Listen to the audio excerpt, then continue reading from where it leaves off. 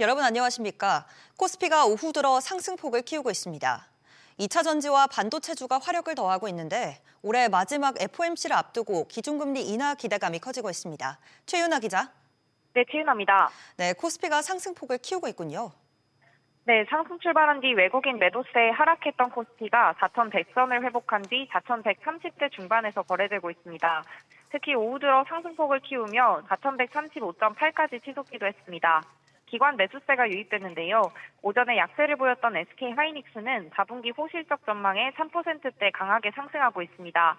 삼성전자도 1%대 오르며 지수를 뒷받침하고 있습니다. 코스닥은 소폭 오른 920선 중반대에서 달러원 환율은 6원 내린 1,467원대에 거래 중입니다. 네, 특히 2차 전지주들이 강세를 보이고 있죠. 네, LG에너지솔루션은 벤츠와 2조 600억 원 규모의 전기차 배터리 공급 계약을 맺었다는 소식에 5% 급등 중입니다. 특히 에코프로는 20% 넘게 폭등하며 52주 신고가를 기록했습니다. 또 에코프로비엠은 7%대, 에코프로 HN 5%, 에코프로머티 5%대 급등했고 LNF는 6%대 오르며 13만 원을 돌파했습니다. 증권가에서 2차 전지 주가가 저점을 딛고 반등할 것이라는 분석이 나오면서 투자 심리를 자극한 것으로 풀이됩니다. 코스닥 시총 1위 알테오젠은 코스피 이전 상장을 확정했는데요. 시장은 알테오젠이 코스피 시총 28위권에 진입할 가능성이 크다고 보고 있습니다. 현지 시간 9에서 10일 열리는 올해 마지막 FOMC를 두고 장 막판으로 갈수록 기대감을 키우는 모습인데요. 트럼프의 경제책자로 불리는 스티븐 마이런 연준 이사와 제프리 슈미드 캔자스시티 연은 총재는 각각 B컵과 유지라는 엇갈린 전망을 내놨습니다. SBS 비즈 최윤아입니다. 다음 소식입니다. 연말 찬바람과 함께 은행에 불어닥친 대출 한파가 멈출 줄 모르는 모습입니다. 특히 주택담보대출을 중심으로 금리가 급등해 한 달 반 사이 0.5%포인트나 뛰는 걸로 나타났습니다. 정보용 기자, 금리가 지금 어느 정도입니까? 네, KB국민, 신한, 우리하나, NH농협 등 5대 시중은행의 주택담보대출 고정금리는 지난 5일 기준 3.91에서 6.21%로 집계됐습니다. 약 일주일 전인 지난달 28일보다 상단은 0.038%포인트 올랐고 한국은행이 기준금리를 동결한 지난 10월 23일과 비교하면 6주 만에 0.52%포인트나 뛰어오른 건데요. 은행별로는 하나은행 주담대금리가 3.589에서 4.789%에서 4.15에서 5.35%로 0.56%포인트 올라 상승폭이 가장 컸던 가운데 나머지 은행들도 0.5%포인트 내외의 오름폭을 보였습니다. 같은 기간 신용대출금리는 연 3.94에서 5.45%로 집계돼 상단이 약 일주일 만에 0.14%포인트 올랐습니다. 네, 그렇다면 금리가 이렇게 오르는 이유는 뭔가요? 대출금리의 기준이 되는 지표금리가 오르고 있는 데다 은행들이 가산금리를 추가로 올리고 있기 때문인데요. 가산금리는 은행이 업무 원가나 비용, 고객 위험도 등을 반영해 자체적으로 붙이는 금리인데 대출 수요를 조절하는 수단으로도 사용합니다. 정부가 6일 부동산 대책을 통해 하반기 은행권 가계대출 증가 목표치를 50% 축소하면서 가산금리를 올려 대출 수요를 조이는 건데요. 이에 따라 당장 돈이 급하거나 잔금을 치러야 하는 경우 높은 금리를 울며 겨자 먹기로 감내해야 하는 상황입니다. 이런 가운데 대출 한파는 내년까지 이어질 전망입니다. 주담대 위험 가중치가 높아지면서 신규 대출 여력이 올해보다 최대 27조 원 줄어들 것으로 보이는데요. 때문에 연초에 대출 한도가 풀려도 고금리 상황은 쉽게 바뀌지 않을 것으로 보입니다. SBS 비즈 정부인입니다. 네, 해킹과 정보 유출 관련 소식으로 이어가겠습니다. 쿠팡과 SK텔레콤 등 대규모 개인정보 유출 사고를 낸 기업들이 법정 의무보험은 최소 금액만 가입한 걸로 나타났습니다. 최소 금액이어도 실질적인 배상만 된다면 별 문제는 없겠지만 실질적으로도 유의미한 금액은 아니었습니다. 김동필 기자, 일단 두 회사가 무슨 보험에 얼마나 가입해둔 겁니까? 네, 3,370만 명 규모 개인정보 유출 사고로 인한 쿠팡은 메리츠화재에서 2,300만 명의 유출 사고로 인한 SKT는 현대해상에서 각각 10억 원 한도로 개인정보 유출 배상 책임 보험에 가입한 것으로 알려졌습니다. 기업의 배상 책임이 인정되더라도 조달할 수 있는 보험금이 10억 원에 불과하다는 의미입니다. 개인정보 보호법은 매출 10억 원 이상, 10,000명 이상 정보를 관리하는 기업에 대해 배상 책임 보험 가입을 의무화하고 있습니다. 다만 최소 가입 금액은 규모에 따라 5천만 원에서 10억 원 수준에 그칩니다. 아무리 큰 기업이더라도 법적으로 강제할 수 있는 최고 금액은 10억 원대에 불과하다는 의미로 보상에 실질적인 도움은 주지 못한다는 지적도 나옵니다. 네, 두 회사는 쥐꼬리라도 가입은 했는데 아예 안 하는 경우도 많다면서요. 네, 그렇습니다. 의무보험이라 가입하지 않으면 시정조치나 3천만 원 이하 과태료 처분 대상인데요. 다만 파악이 어렵다는 등 이유로 개인정보보호위원회에서 실제 과태료 처분을 내린 사례는 없습니다. 올해 상반기 기준으로도 가입 대상 기업은 수십만 곳에 달하는 데 반해 실제 가입한 회사는 7천여 곳에 그치는 등 유명무실해졌다는 비판도 나왔습니다. 이에 개인정보위도 가입 대상을 줄이고 보상 범위를 넓히는 개선책을 내놓기도 했는데요. 보험업계에서는 최소 가입 금액을 1,000억 원대까지 늘려야 한다는 주장도 나옵니다. SBS 비즈 김동필입니다. 건설 제조업을 중심으로 쪼그라든 노동시장이 좀처럼 회복하지 못하고 있습니다. 일자리 수는 IMF 외환위기 이후 최저 수준으로 떨어졌고 실업급여는 올해 최대 규모로 증가할 전망입니다. 최나리 기자. 네, 최나리입니다. 네, 우선 일자리 상황이 외환위기 이후로 최저 수준으로 떨어졌다고요? 네, 고용노동부에 따르면 지난달 고용보험 상시 가입자는 1,565만 4천 명으로 한 달 사이 3만 4천 명 줄었습니다. 구직자 한 명당 일자리 수는 0.43으로 외환위기 직후인 1998년 11월 이후 27년 만에 가장 적었습니다. 서비스업 가입자 수 등 전체 고용은 완만히 증가했지만 안정적인 일자리로 꼽히는 제조업과 건설업의 고용이 위축됐습니다. 제조업은 수출과 경기 부진 등 영향으로 6개월 연속 내림세고 감소폭도 더 커지는 추세입니다. 불황이 이어지는 건설업의 가입자 수도 28개월 연속 감소세입니다. 29세 이하 청년 고용도 1년 전보다 9만 2천 명 줄면서 청년 고용 한파가 이어지고 있습니다. 네, 일자리는 줄어든 반면 실업급여 수급자 수는 늘고 있죠. 네, 올 들어 지난달까지 지급된 실업급여는 11조 4,700억 원이 넘습니다. 아직 12월 지급분이 반영되지 않았음에도 지난해 같은 기간 지급액보다 6천억을 웃도는 규모입니다. 이에 따라 올해 연간 실업급여액은 역대 최대를 기록할 것으로 전망됩니다. 실업급여 재원은 이미 올해에만 2천억 원대 적자가 예상되고 있습니다. 정부가 내후년부터는 프리랜서와 배달기사 등의 고용보험 가입까지 추진하면서 재원에 대한 우려가 커지고 있습니다. SBS 비즈 최나리입니다. 정부가 코레일과 SR로 이원화된 고속철도를 내년 말까지 하나로 통합한다는 계획을 내놨습니다.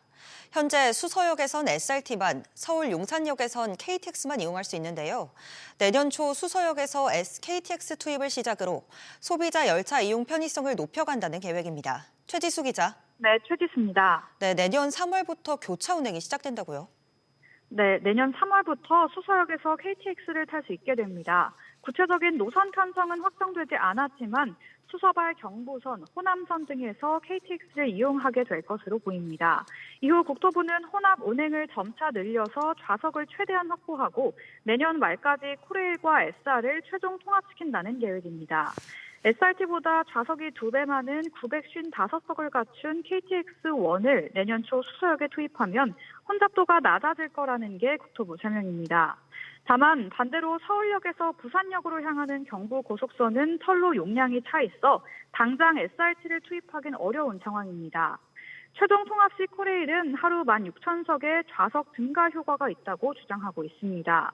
또 하나의 앱에서 두 열차를 모두 예매할 수 있게 되고 KTX와 SRT 간 열차 변경 시 취소 수수료가 면제됩니다. 네, 또 이 철도 독점으로 인한 우려 사항도 있지 않습니까? 네, 그렇습니다. 통합이 현실화되면 10년 만에 다시 코레일 독점 체제가 부활하게 됩니다.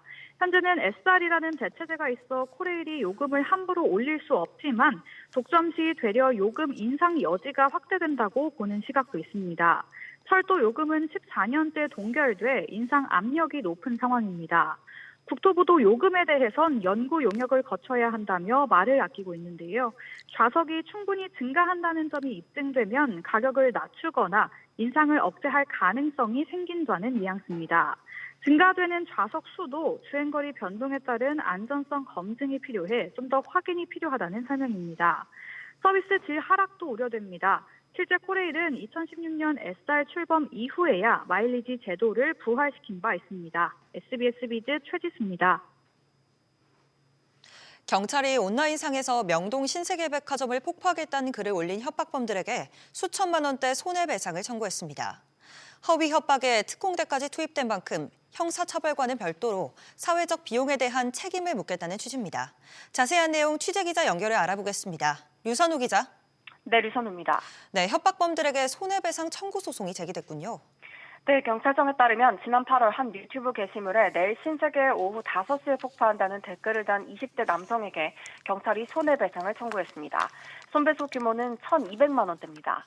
경찰은 또 지난해 9월 한 온라인 커뮤니티에 야탐역 월요일 30명을 찌르고 죽는다는 게시물을 올린 20대 남성에게는 5,500만 원대 손해배상을 청구했습니다. 경찰은 이들 사건으로 국민 세금이 불필요하게 낭비됐다고 보고 해당 규모만큼 각각 해당 범죄자들에게 손해배상을 청구했습니다. 네, 이 사건들 때문에 실제로 상당한 경찰력 낭비가 있었죠. 그렇습니다. 경찰은 두 사건 관련 글이 올라온 당시 만일의 경우를 대비해 사건 접수부터 검거에 이르기까지 지역 경찰과 기동대, 특공대, 사이버 수사대 등 경찰력을 대거 투입했습니다. 경찰청은 불필요한 경찰관 출동을 유발하는 공중협박, 거짓 신고는 심각한 범죄일 뿐 아니라 사회적 손실을 초래하는 행위라며 이로 인한 피해는 온전한 치안 서비스를 제공받지 못하게 된 시민들에게 고스란히 전가됐다고 지적했습니다. 경찰은 앞으로도 공중협박이나 거짓 신고 등에 대해 형사처벌뿐 아니라 손해배상 청구까지 적극 검토하며 엄정 대응할 방침입니다. SBS 비즈 류선우입니다. 네, 매주 월요일 전해드리는 이번 주 경제 이슈 딱 셋입니다. 조슬기 기자 나와 있습니다. 네, 조 기자 먼저 키워드부터 살펴보겠습니다. 네, 청년층 고용 관심, 기재부 KDI 경기 진단, 또 현대차 사장단 인사로 잡았네요. 네, 일단 눈여겨볼 경제 이슈로 고용 동향을 꼽았습니다. 네, 맞습니다. 국가 데이터처가 수요일인 오는 10일이죠. 11월 고용 동향 결과를 발표합니다. 최근 경기가 이 회복 조짐을 보이면서 전체적인 고용 상황이 나아졌을지가 관심입니다. 지난 10월까지 전체 취업자 수가 10에서 20만 명대 증가폭을 유지하고 있고 고용률도 10월 기준 역대 최대인 63.4%로 대체로 나쁘지 않게 나왔기 때문입니다. 특히 18개월과 16개월째 감소세를 보였던 이 제조업 또 건설업 일자리 반등 여부가 중요한데요. 제조업은 이 핵심 고용 지표 중 하나이고 건설업은 고용 유발 효과가 큰 업종이라 일자리의 양과 질을 가늠하는 바로미터입니다. 청년 고용률 역시 연말 채용 시즌 효과로 18개월째 이어진 부진한 흐름을 끊고 반등에 성공할 수 있을지 주목됩니다. 네, 또 국책 연구기관과 정부에서 최근 경제 동향 자료도 내놓죠. 맞습니다. 먼저 한국개발연구원 KD가 오늘 오전 경제 동향 12월호를 내놨는데 2개월 연속 경기 개선 진단을 내놨습니다. 또 이번 주 금요일에는 기획재정부가 경제 동향 그린북을 공개합니다. 두 곳 모두 이 최근 경기 진단에서 부정적인 표현을 점차 덜어내고 있는 게 특징입니다. 최근 우리 경제에 대해 소비 등 내수 개선, 이 반도체 수출 호조 속에 경기가 회복세를 보이며 상반기 부진에서 벗어나고 있다고 보고 있습니다. 생산과 소비 등의 이 경제 지표가 개선 흐름을 보인다는 판단을 어떤 형태로 이 표현해 나갈지 우려보다는 회복에 초점을 둔 경기 인식이 예상됩니다. 네, 또 마지막 키워드입니다. 현대차 사장단 인사가 나올 수도 있다고요? 네, 맞습니다. 재계에서는 현대차 그룹 사장단 인사가 이르면 이번 주 후반쯤 나올 수 있다는 관측이 나오고 있습니다. 지난주 일부 임원 인사를 실시하며 이 국내 영업과 이 제네시스, 인도 사업 조직 재정비에 나선 만큼 후속 정기 임원 인사가 이루어질 수 있다는 관측이 많습니다. 인사폭이 크지 않을 수 있다는 전망, 반대로 예상보다 클 것이라는 관측이 엇갈리고 있는 상황입니다. 최근 이 첨단차 플랫폼 담당 사장 사이로 정의선 현대차그룹 회장이 전동화 전환, 이 소프트웨어 부문 강화 전략을 어떻게 인사에 반영할 건지 업계 안팎에 이목이 집중되는 상황입니다. 조속한 사장단 인사를 통해 후임을 확정하고 전반적인 개발 프로세스를 다시 짜는 한편 후속 조직 개편 가능성도 제기되고 있습니다. 어려운 경영 환경 속에서 파격적인 세대 교체를 단행할지 아니면 안정적 운영을 택할지 주목됩니다. 네, 알겠습니다. 이번 주 경제 이슈 키워드 3개 다시 짚어보겠습니다. 청년층 고용 관심, 기재부 KDI 경기 진단, 그리고 마지막으로 현대차 사장단 인사 짚어주셨습니다. 네, 조 기자 잘 들었습니다.